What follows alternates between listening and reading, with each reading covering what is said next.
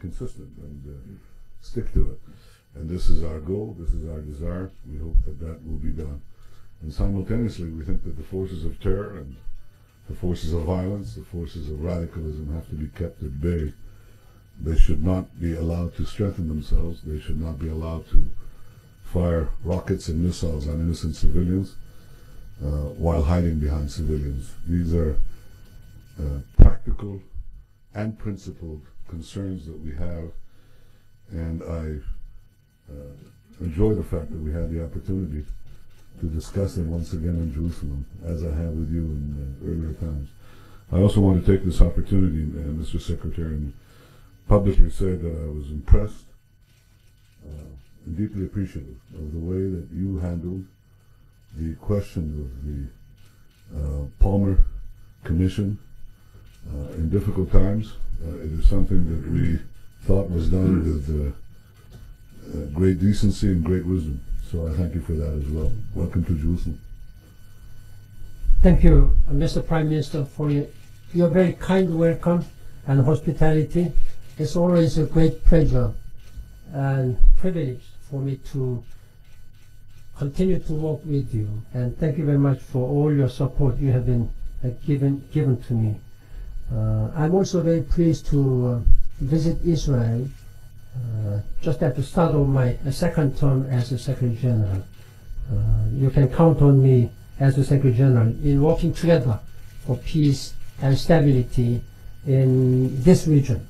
The peace and stability in the Middle East has global implications. That is why everybody wishes that these peace talks should continue so that you can realize just and lasting peace in this part of the world. Again, ladies and gentlemen, it's a great pleasure to meet you today. Prime Minister Netanyahu and I just concluded a very constructive dialogue over lunch. And again, thank you very much for wonderful hospitality. Once again, we are at the critical moment for Israel and the region. I'm encouraged that the parties have started direct talks in the framework of the Middle East Quartet and under Jordanian auspices. I remain hopeful that the direct, frequent exchanges between the parties will continue. I also hope that Israel will be forthcoming with its own concrete proposals on territory and security as called for by the Quartet, in order to reach agreement on all final status issues before the end of this year. The success of Amman talks is in the interest of both Israelis and the Palestinians.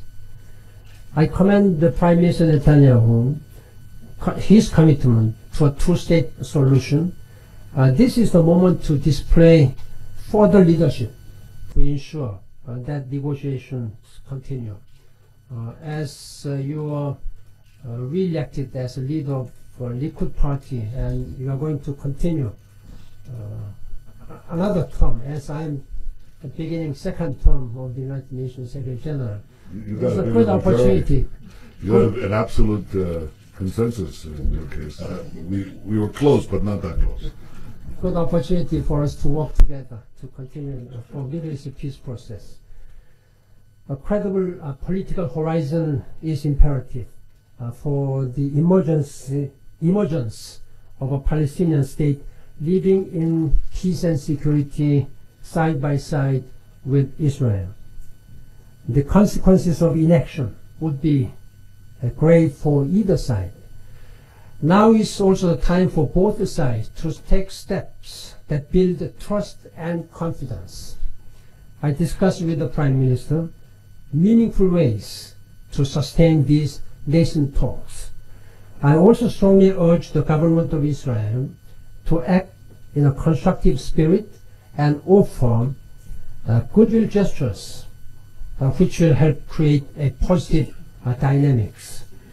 The Prime Minister and I also discussed the situation in this area and Gaza, and I informed him of my planned visit tomorrow. I shared my concerns about the fragility of the calm and stressed that continued rocket attacks out of Gaza must stop. It is unacceptable. Gaza remains a priority for me and for the United Nations family. I thus urge the Prime Minister to take further steps to facilitate the delivery of the United Nations' important humanitarian and development assistance in the service of the Gazan people. Let me conclude by saying that I am well aware of the anxiety in Israel about the evolving regional situation. It is my firm belief that Israel can contribute positively to regional transformations and improve its strategic relations with its neighbors, including by constructively engaging in the peace process with the Palestinians. And I look forward, Mr. Prime Minister, to working together to achieve our shared goals. Thank you.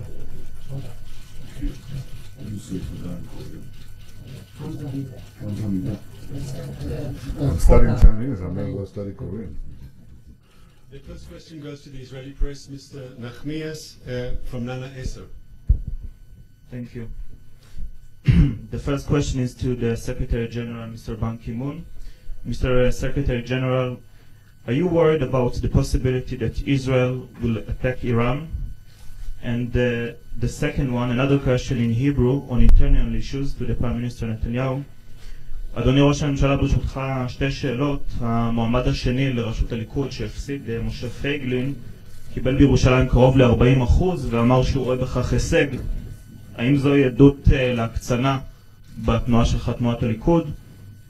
ושאלה נוספת ברשותך, אנחנו יודעים מזה שבוע לגל פרסומים סביב ראש הלשכה שלך נתן אשל. האם תהיה מוכן להתייחס לפרשה ולאווירה שהיא משרה בלשכה? והאם בכוונתך לענות לקריאות שהופנו לך במערכת הפוליטית, בין היתר מיושבת ראש העבודה שלי יחימוביץ', ולהשעות אותו עד לסיומה של הבדיקה בעניינו? תודה. I'll just translate very briefly. The first question was about Likud primary, and the second was about staff issues. Very good. So, yeah. Should I answer first? Please, go ahead. Yes. I guess that the third question seems to be more difficult than my questions. I have been expressing my position as a Secretary General and as well as of the United Nations about the Iranian nuclear development program. I will repeat again, I am deeply concerned about the most recent IAEA report indicating that there is a possibility of a military dimension of Iranian nuclear development program. There was a senior level monitoring team of IAEA, and I am awaiting for that report. At this time, it is very important that Iranian authorities should fully comply with all the relevant Security Council resolutions. There are at least 5 Security Council resolutions, including 4 sanction measures. All these should be implemented. At the same time, Iranians should prove themselves to the international community that their nuclear development program is for genuinely peaceful purposes.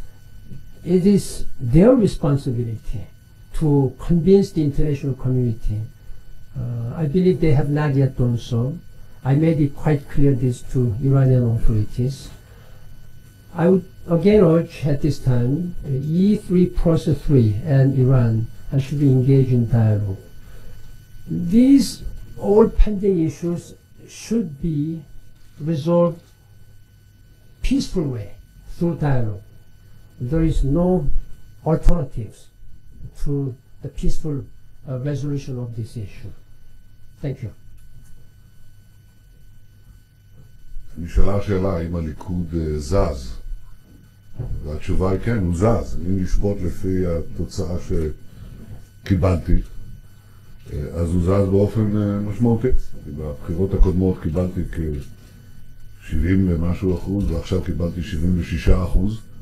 זה קפץ בכמה אחוזים טובים, ואני מברך על כך. וזה סימן שחלק גדול מאוד של אנשי הליכוד תומכים בדרך, מצד אחד התקיפה והמתונה, המדודה שאנחנו מובילים, מדודה במישור הבינלאומי, אבל תקיפה מאוד לגבי צורכי הביטחון של ישראל. ולפחות לפי התוצאות אנחנו יכולים להתרשם שהאחוז שתומך בדרך שאני מוביל גדל. אני מעריך אגב שאם הבחירות הגיעו ל-50% שיעורי הצבעה מכלל הבוחרים, אבל אולי בתנאים אחרים, אם זה עולה ל-60% או 70%, הייתם רואים שזה גדל עוד יותר, התמיכה.